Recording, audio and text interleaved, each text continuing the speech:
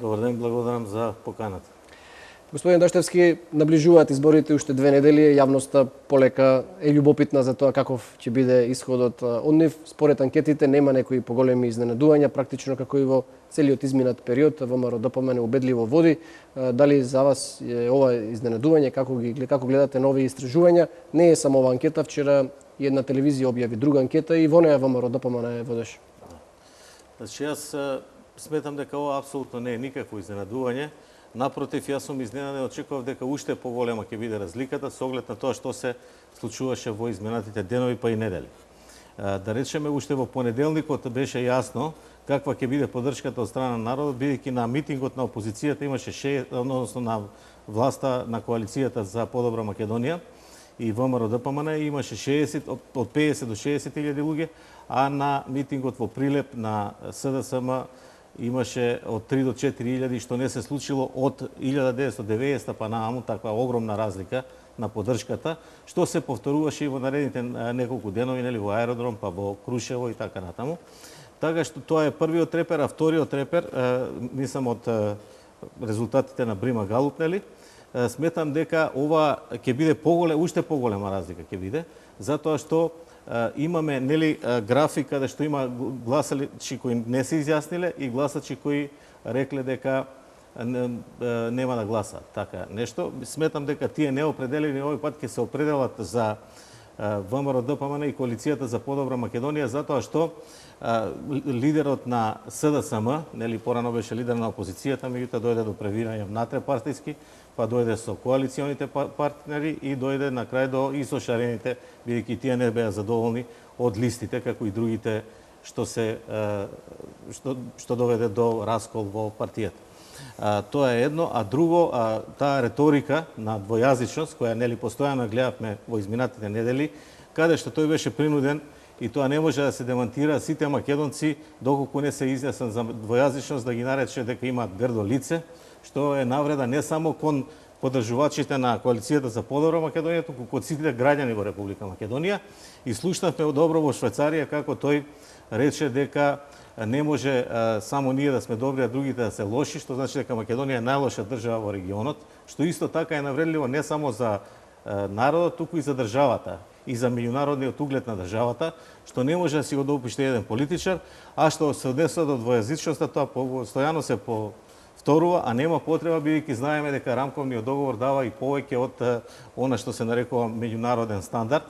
Значи, најмногу права имаат етничките заедници во Република Македонија, земено во светски рамки, и не треба тоа да се подгрева сега, бидејќи гледаме дека веднаш нормално дека партиите од албанскиот блок ќе реагираат и тие ќе ги поддржуваат тие работи, затоа што мора да го направат тоа поради електоратот. Од друга страна, не верувам дека ќе земат некои гласови од албанците, затоа што гледаме дека на листата на ДУИ во 6-та изборна единица се 20 албанци кои се влијателни во својата средина, а на листата на СДСМ има само една албанка, втора, можеби има уште некоја на недобитна комбинација, така што тоа би значило дека албанците сами треба да се откажат од своите позиции на пратеници, на подоцна, евентуално ако се формира влада, министри, подпредседател на собрание, подпредседател на влада и сите други функции што им следат.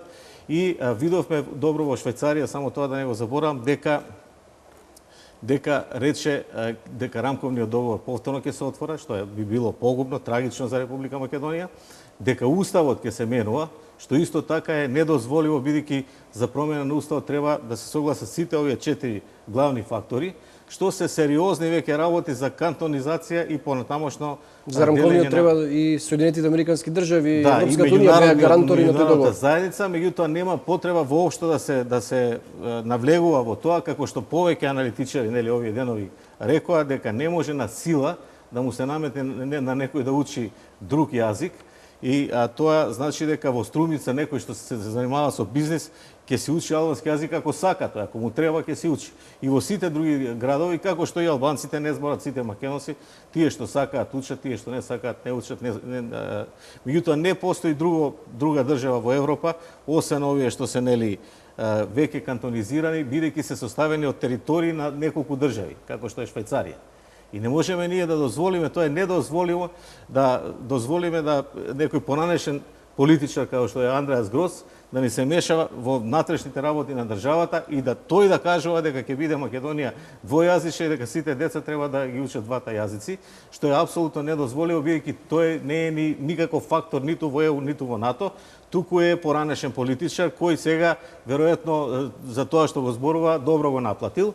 И сакав само да кажам дека ова би било подгревање на меѓуетничките страсти кои би можеле подолго да држат тензија, дека нема да влезат во влада доколку не се прифати барањето за двојазичност. Не се прифати барањето, така беше, ако се сеќавате и пред мисля че 2011 година кога не обезбеди доволен број на пратеници која оваа коалиција на ВМРО-ДПМН и тогаш мора да прифатат службениот јазик во комисиите да се зборува на англиски, што претходно, односно на албански, што претходно не беше случај. Меѓутоа сметам дека граѓаните на Република Македонија сега се доволно едуцирани политички и на сите други начини и дека веќе ова парламентарно искуство 25 години ги освести, сметам дека дури и граѓаните од албански етничко потекло не би сакале никакви кризи и сериозни заострувања на состојбите, бидејќи веќе го имавме тоа 2001 и видовме дека ние сме жртви на некоја глобална политика што не би требало повторно да се случи, така што мислам дека сега добро ќе знаат за кого треба да гласаат. Навлеговте, господин Даштевски, во делот анализата на причините за ваквите резултати на анкетите. Остануваат уште 2 недели од кампањата. Очекувате ли нешто да се промени? Двете партии излегуваат со програми во кои се најавуваат проекти. Дали тие може да влијаат на некако на исходот? Што е она што може да се промени во овие 2 недели? Па јас сметам дека ВМРО-ДПМН и коалицијата за подобра Македонија добро ја води својата кампања, затоа што 75% од времето го посветува на економските проекти, на економијата, а знаете и сами дека пред месец дена имаше една анкета во која како најважно прашање на граѓаните им беше економското прашање, така што сметам дека добро ја поставиле таа кампања, дека веќе под број 2 доаѓа демократијата, но сметам дека од друга страна па СДСМ води негативна кампања. Гледате дека најзастапено нешто во нивната кампања се оние прашања, 100 прашања зошто да не се гласа за ВМРО-ДПМН, со кои се прави обид да се оцрни, да кажеме, дел од власта, понатаму отварањето на прашањето дека сите суди, сите обвинители, целото правосудство ќе бидат сменети, што се работи тука и другите институции на системот, што се работи за неколку илјади луѓе кои самите се гласачи и тие и нивните семејства најверојатно нема да го дадат гласот за ова. Меѓутоа, не знам како се одлучуваат на таква кампања, бидејќи таква промена на целото правосудство би значило враќање назад во правосудството, бидејќи предметите би требало да не се решаваат во тој период, затоа што ќе треба нови судии повторно да добијат броеви, нови судии да ги преземат, што ќе го закочи процесот на реформи во судството, а нема да го унапреди. Не знам зашто им е потребно тоа, што никогаш не се случило во Македонија, не верувам ни во Европа.